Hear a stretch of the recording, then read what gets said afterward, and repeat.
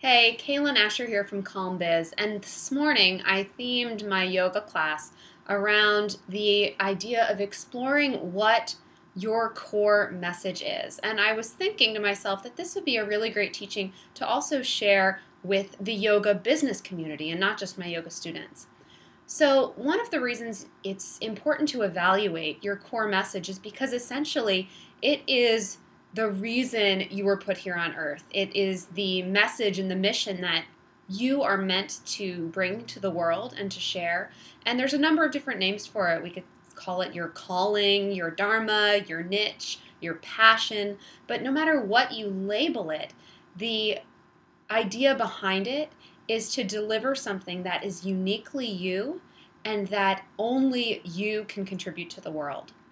And so this is a pretty big concept and a pretty big idea, and it's not necessarily something that you'll instantly know right away because often our core message is so personal and so deeply ingrained in who we are, we don't even notice that we're bringing it out in ourselves and also drawing it out in others.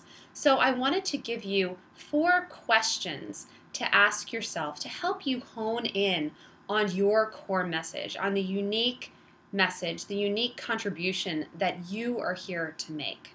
And the first one of those is, what do you feel called to do, to teach, or to share? And I know you could generally say, well, I feel called to teach yoga, but what is it about yoga that resounds with you, that brings something to light in you? And how can you bring that out in other people, and why do you want to bring that out in other people? So what do you feel called to do, teach, or share? And get more subtle than just the broad strokes of I feel called to teach yoga or to help people. Dive a little deeper, really peel back the layers and see what's lying there for you to discover. Number 2, I want you to ask yourself, what do people ask your advice about? This is a great little exercise to do because so often the gifts that we possess we take for granted because they seem like second nature to us, and we often assume that everyone else finds those talents and gifts and inclinations that we have, that other people find them easy to access too, which is not always the case. So begin to notice what people ask your advice about. Another thing, similar vein, is to notice what people compliment you on.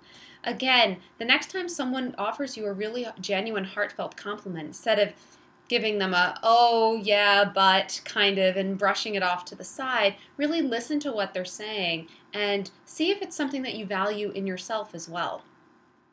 And lastly, I want you to ask yourself, what drew you and what continues to draw you to yoga? What is it about the practice? What does it offer you?